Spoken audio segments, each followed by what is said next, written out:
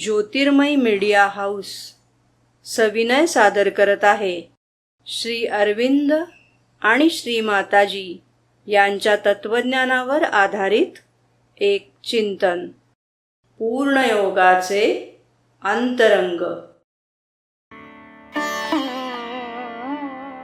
नमस्कार. आपण जेव्हा योगाबद्दल बोलतो तेव्हा मनात शांतता, निवृत्ती असं काहीतरी येतं, हो की नाही? हो, अगदी.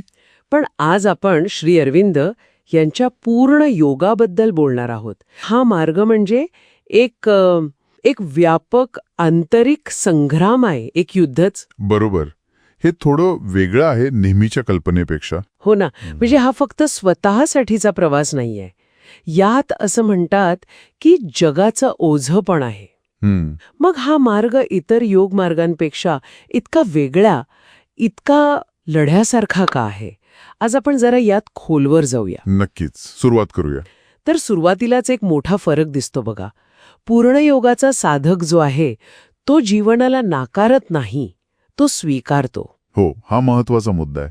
आणि मग त्यामुळे काय होतं की त्याला फक्त स्वतःच्या मर्यादांचं ओझं नाही तर जगाच्या अपूर्णतेचं पण ओझं व्हावं लागतं असं दिसतंय. हे नेमकं कसं? बरोबर आहे. कारण एकदा का जीवन स्वीकारलं की साधक स्वतःला जगाच्या त्या सर्वसामान्य चेतनेपासून वेगळं काढू शकत नाही. अच्छा. मग होतं काय की जगात ज्या शक्ती आहेत, अज्ञान पसरवणाऱ्या, अव्यवस्था निर्माण करणाऱ्या, जडत्व वाढवणाऱ्या, त्या शक्ती साधकाच्या आतमध्ये पण काम करायला लागतात. म्हणजे त्यांचे प्रतिनिधी म्हणून. अगदी, त्यांचे प्रतिनिधी म्हणूनच. त्यामुळे साधकाला फक्त स्वतःच्या वैयक्तिक दोषांशी नाही लढायचं, तर या वैश्विक मोठ्या विरोधी शक्तींच्या प्रतिनिधींशी लढावं लागतं. अरे बापरे.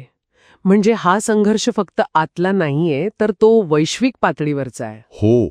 म्हणूनच अनेकदा असं वाटतं की आपण वैयक्तिक लढाई जिंकलो, पण ती पुन्हा समोर येते. अच्छा. म्हणजे कधी न संपणारं युद्ध असल्यासारखं. तसंच काहीसं. कारण साधकाचं जे आंतरिक अस्तित्व आहे ना, ते आता फक्त स्वतःपुरतं राहत नाही. ते इतरांशी आणि सगळ्या विश्वाच्या अस्तित्वाशी जोडलं जातं. त्यामुळे जोवर जगात या विरोधी शक्ती आहेत, तोवर त्यांचा प्रभाव जाणवणारच आणि संघर्ष चालू राहणार. बापरे, हे तर खूपच मोठं आव्हान वाटतंय. पण मला सांगा, इतर योगमार्गांमध्ये पण साधकांना अडचणी तर येतातच की?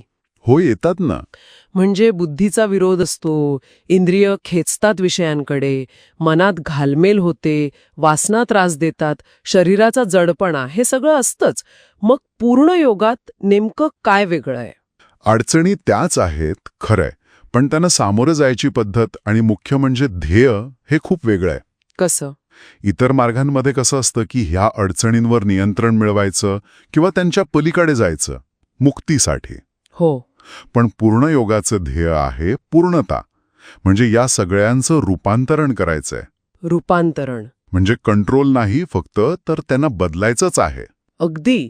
बुद्धी, इंद्रिय, हृदय, प्राण इतकंच काय, शरीर सुद्धा, या सगळ्यांना दिव्य चेतनेच्या अभिव्यक्तीचं साधन बनवायचं आहे. म्हणजे काहीच टाकायचं नाही, सगळ्यांना सोबत घेऊन बदलायचं. हे तर खूपच गुंतागुंतीचं आणि अवघड वाटतंय.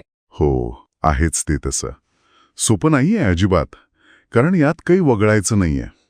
प्रत्येकातला जो अंधार आहे, विसंवाद आहे, तो दूर करायचा, त्यांना शुद्ध करायचं, त्यांच्यात सुसंवाद आणायचा.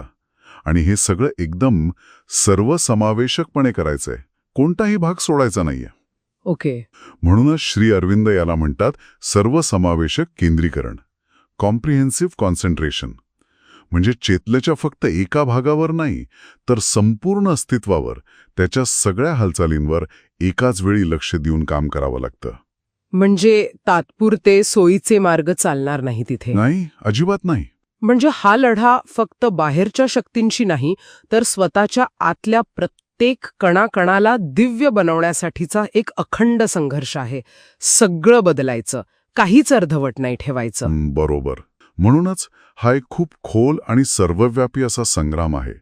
यात फक्त मुक्ती नाहीये ध्येय, तर मानवी स्वभावाचंच संपूर्ण रूपांतरण करायचंय. कशासाठी?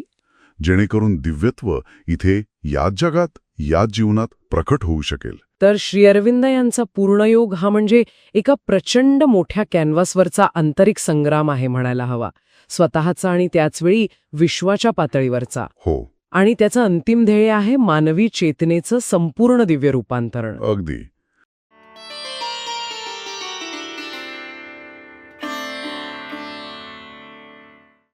धन्यवाद. उद्या पुन्हा भेटूया आपल्या ऑरो मराठी चॅनलवर.